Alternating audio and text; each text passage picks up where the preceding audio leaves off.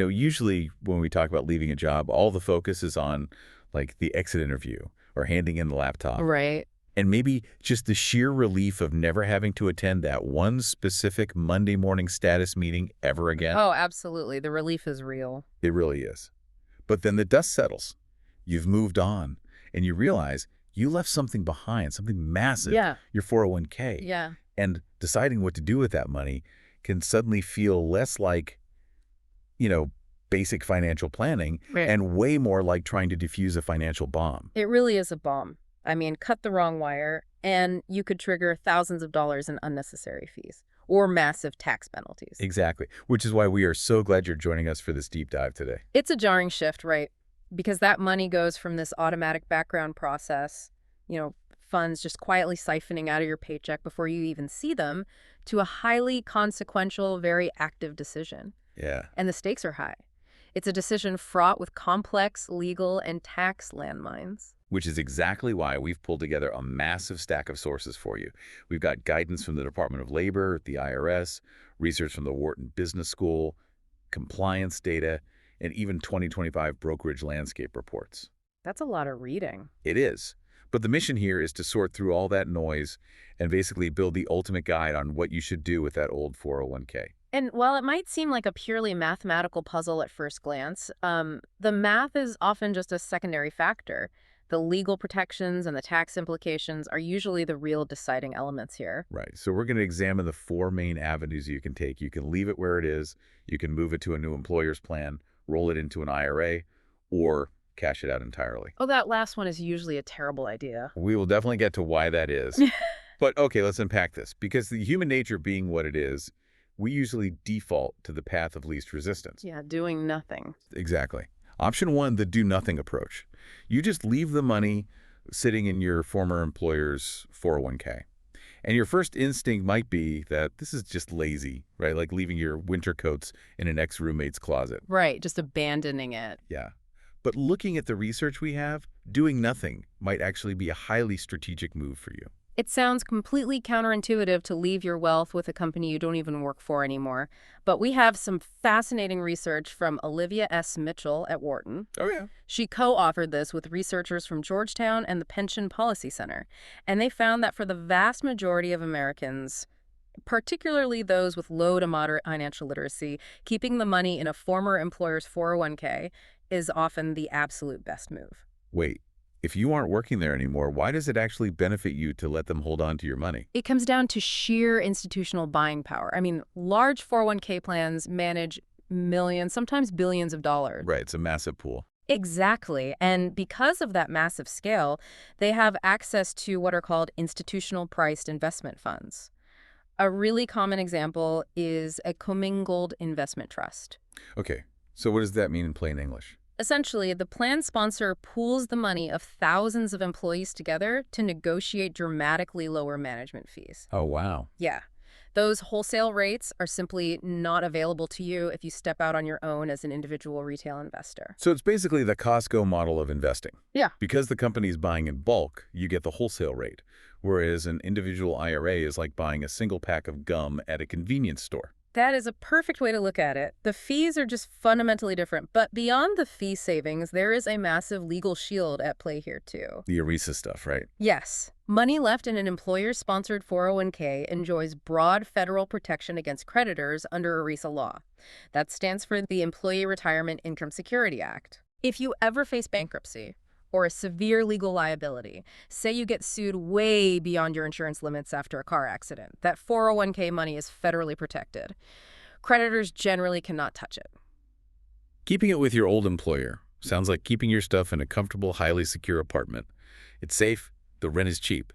But what happens if the landlord decides to kick you out? Yeah. Can your old HR department just force you to take your money? They actually can. And this is a critical mechanism to understand. According to compliance guidelines from Watkins Ross, plan sponsors can use involuntary distributions, also known as force outs, to basically clean up small inactive accounts. Because they cost them administrative overhead. Exactly. It's expensive for them to maintain.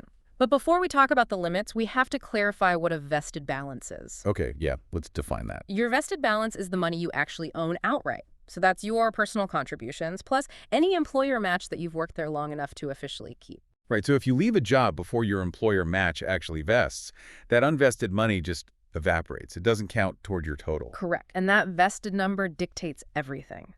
So if your vested balance is under $1,000, the company doesn't even need your permission to close the account. They just shut it down. Yep. They can liquidate it, mail you a check, and suddenly you have a taxable event on your hands. That is wild. It is. Now, if your balance is between $1,000 and $7,000, they won't mail you a check. But they can automatically roll your funds into an IRA of their choosing. Again, without your permission. Again, without your active consent. It's only if your balance is strictly over $7,000 that your money is completely safe from being forced out. Now wait, there's a really specific quirk with that $7,000 limit in the compliance data. It doesn't include previous rollovers, does it? No, it does not. And this catches a lot of people off guard. The law excludes rollover balances to prevent people from artificially inflating their account size just to avoid those force-out rules. Oh, I see. Yeah, so if your total account is $20,000, but let's say $16,000 of that was money you rolled in from a previous job. Then your actual vested balance for this specific employer is only $4,000. Exactly.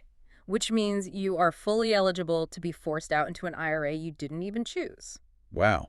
Okay, so if the old company decides to just liquidate your account and, mail you a check for $800, that kind of forces a conversation about the second option. Cashing out. Yeah, the buzzsaw. Right. Looking at these sources, liquidating a retirement account voluntarily just seems like walking directly into a financial buzzsaw. It is the absolute last resort. I mean, you should avoid it unless the immediate need for cash is critical to your survival and you have zero other options. Because the IRS doesn't mess around with this. They do not. The IRS treats cashing out very aggressively because they want to heavily disincentivize people from using retirement accounts as short-term piggy banks. Right, so let's break down the actual mechanics of the tax trap here. Yeah. If you voluntarily choose to cash out, say, $10,000 from your 401k at age 40, you don't actually get $10,000 in your bank account. Not even close. The IRS requires your employer to apply an automatic 20% federal withholding right off the top before the check is even cut. Before you even see it. Exactly. That is a mechanism to ensure you prepay the taxes you're inevitably going to owe.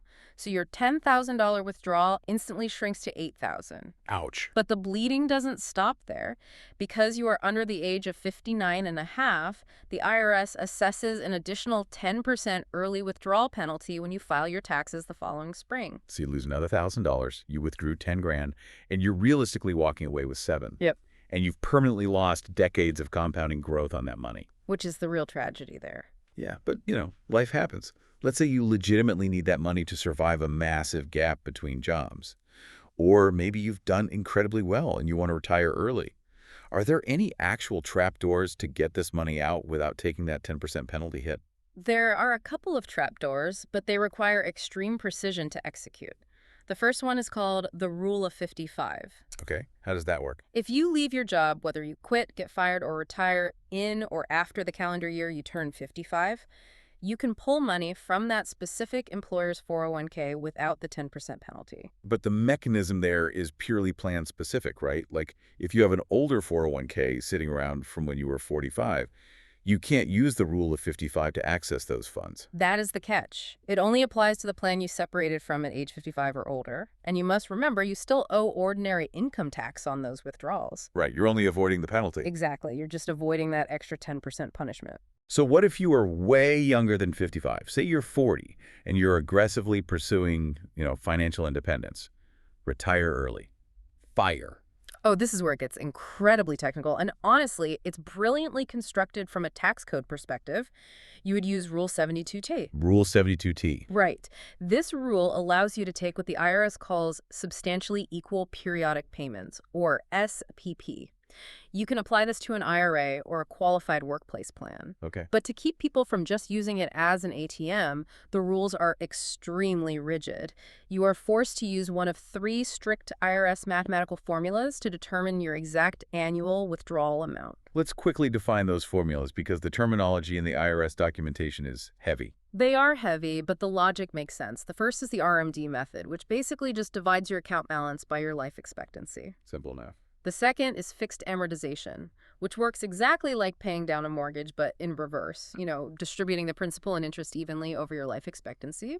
And the third is fixed annuitization, which uses an annuity mortality table to calculate a flat payout. Which means you can't just say, I need $2,000 this month to fix my roof, and next month I don't need anything. You are locked into whatever the formula spits out. Completely locked in. Once you start a 72T schedule, you must take that exact calculated payment every single year for at least 5 years or until you reach age 59 and a half, whichever period is longer. Whichever is longer. Rah! Why does the IRS care so much if you alter your own withdrawals?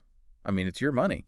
Because if they allowed flexibility, every single person would use 72T to bypass the early withdrawal penalty whenever they wanted to, like buy a boat or renovate a kitchen. Right, just dipping in whenever. Yeah. The rigidity proves you actually need a sustained income stream.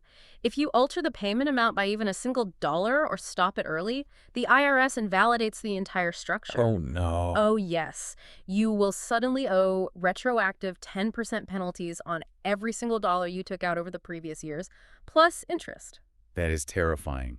It is a highly technical maneuver. It almost always requires a financial advisor to set up correctly. Okay, so cashing out is a tax nightmare. And leaving it behind leaves you at the mercy of the old HR department's force-out limits. Yeah. So to actually take control of the situation, we have to look at the active choices. Rolling it over. Right. You can move the money to a new employer's 401k or roll it into an individual retirement account, an IRA. And the analogy here is that rolling into a new 401k is like eating from a corporate set menu. Yeah. You only get to pick from the 10 or 15 mutual funds the company's plan administrator decides to serve. But an IRA is the massive a la carte buffet where you can choose virtually any stock, bond, or ETF on the global market. Exactly. But how do you know if the buffet is secretly overcharging you? Well, that is the defining question of retirement planning, and it's why the Department of Labor issues highly specific guidance on decoding 401k and IRA fees. The DOL explicitly warns that fees cannot be evaluated in a vacuum. Right. They are often hidden directly inside the investments, and they compound over time just like interest does, but in reverse. Yeah, the compounding math in this DOL report is actually terrifying. They illustrate an employee with 35 years until retirement, starting with a $25,000 balance. Okay. Assuming a 7% market return, if the fees are just 0.5%, the account grows to $227,000. But if the fees are 1.5%, the account only grows to $163,000. That is huge, because Yeah. that 1% difference in fees doesn't just skim 1% off the top of your final total. It eats 1% of your growth every single year. It physically prevents that money from compounding. Wow. Yeah, it reduces your final account balance by 28% over 35 years. 28%. Just gone. It is a massive, often completely invisible wealth drain. And you have to watch out for 3 distinct categories of fees. First, you have plan administration fees. These cover the record-keeping and legal overhead. In a 401k, your employer might graciously cover these, or they might quietly pass them on to you. Then you have individual service fees, which are triggered by specific actions, like taking out a plan loan. And the third category is the most insidious one, right? Investment fees. Yes. Because these are deducted directly from your investment returns, you never see an invoice for them, which makes them dangerously easy to ignore. Out of sight, out of mind. Exactly. This includes the expense ratio of the mutual funds or ETFs you select. Actively managed funds, where a team of human analysts is trying to pick winning stocks, they charge significantly higher fees than passively managed index funds that just automatically track the S&P 500. Right. The DOL also highlights 12B1 fees, which are essentially marketing and distribution fees hidden inside certain mutual funds. Wait, marketing and distribution. So the investor is paying a fee so the mutual fund can run commercials and advertise to get other people to invest. That is the exact mechanism, yes. You are literally funding their marketing budget out of your own retirement returns. That feels almost criminal. It's why it is crucial to read the fund prospectus to avoid them. Okay, so if you decide you want the a la carte buffet and you want to roll your money into an IRA to ruthlessly control those fees yourself, where do you actually put the money? Looking at the 2025 wealth rollover data, the brokerage landscape has devolved into an absolute fee war. It really has. The big 3 dominant players remain Fidelity, Schwab, and Vanguard. They are the undisputed giants of low-cost investing. As of 2025, they all offer commission-free stock and ETF trades as a baseline. So the differentiation between them really comes down to granular expense ratios, platform technology, and corporate philosophy. Let's break down that philosophy a bit. If you are an absolute penny pincher on fees, Fidelity seems to be winning the race to the bottom here. They introduced these zero funds, like the Fidelity Zero Total Market Fund. The expense ratio is literally 0.00%. Yep, completely free to hold. Plus, the 2025 data shows they consistently rank highest in customer service because they still maintain hundreds of physical investor centers. Which is a big deal for a lot of people. Then you look at Schwab, which absorbed TD Ameritrade a few years ago. Schwab is the premier choice if you desire advanced technical tools. Like day trading stuff. Exactly. They offer the thinkorswim trading platform, highly complex ETF screeners, and they seamlessly integrate your brokerage account with full-service daily banking. Okay. And then there's Vanguard. Yeah. Historically, they're the granddaddy of index investing. But looking at the recent data, their customer service metrics seem to be lagging considerably behind the other two.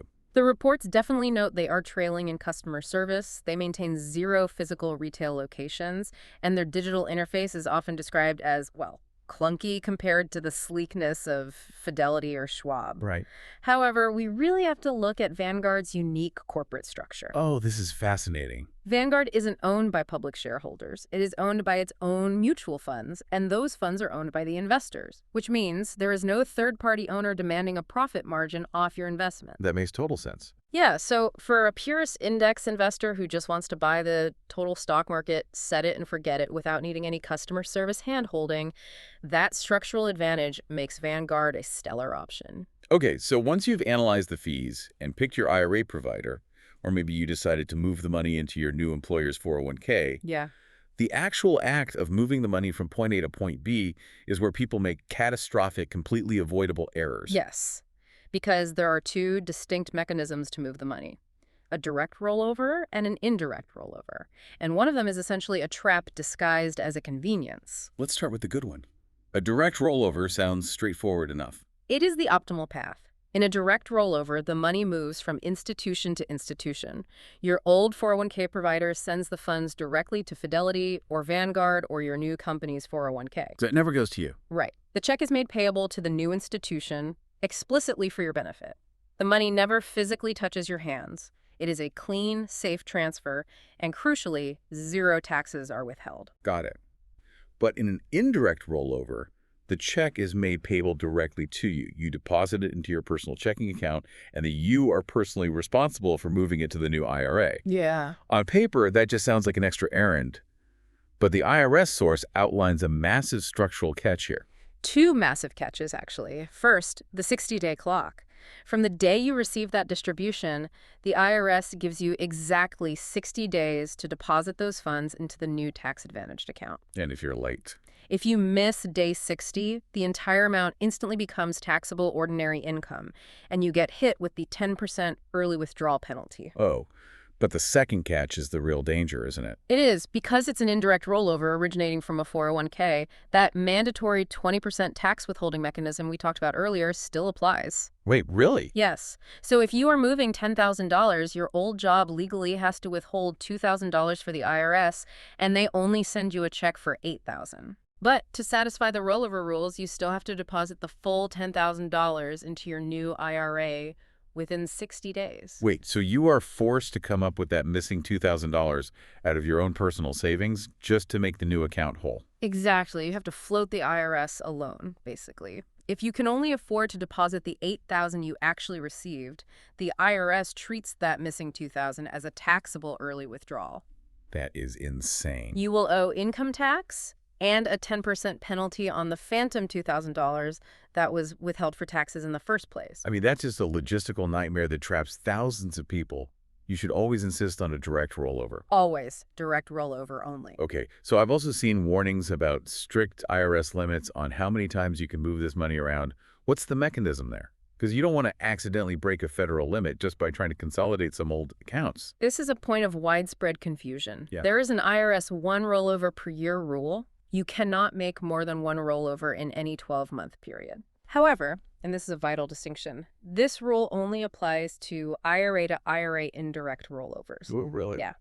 The IRS instituted this limit specifically to start people from doing 60-day indirect rollovers to essentially give themselves short-term interest-free loans to flip houses or pay off debts. Wow, people were actually doing that. All the time. So the limit doesn't apply to moving money from a 401k to an IRA or from a 401k to a new 401k. Okay, good to know. And it does not apply to direct trustee-to-trustee transfers between IRAs. If the institutions are talking to each other directly, you can consolidate as many accounts as you want without hitting that federal limit. Awesome. Now, there's another legal quirk here that we touched on earlier, and we really need to circle back to it. If you roll your 401k into an IRA, you gain ultimate investment control, but you lose a very specific shield. Yes. You lose that broad federal ERISA protection. We established earlier that 401ks are federally shielded from creditors. IRAs simply do not have that same blanket federal protection outside of actual bankruptcy proceedings. Right. For general creditor liability, say, a civil lawsuit or a messy divorce settlement, the protection of an IRA is determined entirely by individual state law. So if you live in a state with very weak IRA legal protections, moving your money out of the federal fortress of your 401k could suddenly expose your entire life savings to a lawsuit. It absolutely could. It's exactly why doctors, business owners, and people working in high liability professions often prefer to keep their money in an old 401k or roll it into their new employer's 401k rather than moving it to an IRA. That is a massive detail to overlook. It is. And there is one more hyper-specific tax minefield to watch out for before you move anything. NUA, or net unrealized appreciation. Wait, so if you hold actual company stock in that 401k, doesn't moving it to an IRA trigger some kind of specific tax nightmare? I've seen the NUA acronym in the notes, but how does it actually work? Okay, so if your 401k holds highly appreciated stock of the company you worked for, do not automatically roll it into an IRA.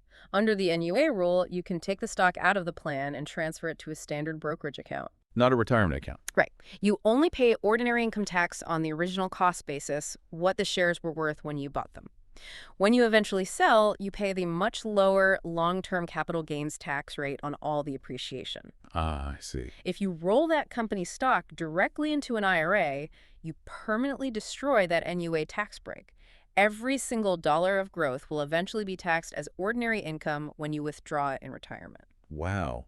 Okay, let's step back and summarize this because we've covered a tremendous amount of ground. We really have. If you just left a job, you basically have 3 viable choices because voluntarily cashing out is almost always a mathematical disaster. Choice 1, stay put in your old 401k. This makes sense if your vested balance is over $7,000, so you can't be forced out, and the institutional funds offer incredibly low fees. Right? Choice 2, move it to your new employer's 401k. This keeps your money consolidated, preserves your federal ERISA creditor protection, and actually lets you delay required minimum distributions past age 73 as long as you're still working for that company. Exactly. Or choice 3, roll it via a direct transfer into an IRA at a place like Fidelity or Schwab. This strips away the federal ERISA protection, but gives you ultimate granular control over your investments and access to a massive buffet of low-cost index funds. That is an excellent mechanical, analytical summary of the options. But if we connect this to the broader picture of your life, I want to introduce a concept that goes beyond the strict financial math. Okay. We spent this entire time optimizing basis points, dissecting tax codes, and evaluating legal shields. But what about the psychological costs? The psychological cost of what exactly? Cost of fragmentation. If you change jobs 5 times in your career and you simply leave a 401k behind every single time, you are leaving a trail of accounts scattered across multiple different providers. Yeah, that sounds exhausting. It creates a deeply fragmented view of your own wealth. You have 5 different logins, 5 different asset allocations to rebalance, and 5 different statements to track. That's a lot of mental clutter. It is an immense compounding mental load trying to manage that architecture. Does the mental clarity and the profound peace of mind of logging into one single consolidated account to see your true net worth outweigh the minor fraction of a percent you might save in institutional fees at an old employer? Oh, that's a great question. For many people, behavioral finance tells us that sheer simplicity leads to much better, less emotional long-term decision-making. That is such a fascinating point to end on, because we can optimize the mathematics so much that we completely forget to optimize our own peace of mind. Exactly. Consolidating your accounts might not be the absolute mathematically perfect move down to the final penny, But if it helps you understand and control your wealth better, it might be the right move for you. I couldn't agree more. So the next time you hand in that company laptop and walk out the door, remember the financial bomb ticking quietly in the background. Don't just ignore it. Check your plan documents. Look at your vested balance. Decode the fees and decide if you want the corporate set menu or the massive open buffet. And whatever you do, insist on a direct rollover. Make the move that gives you clarity and control over your financial future.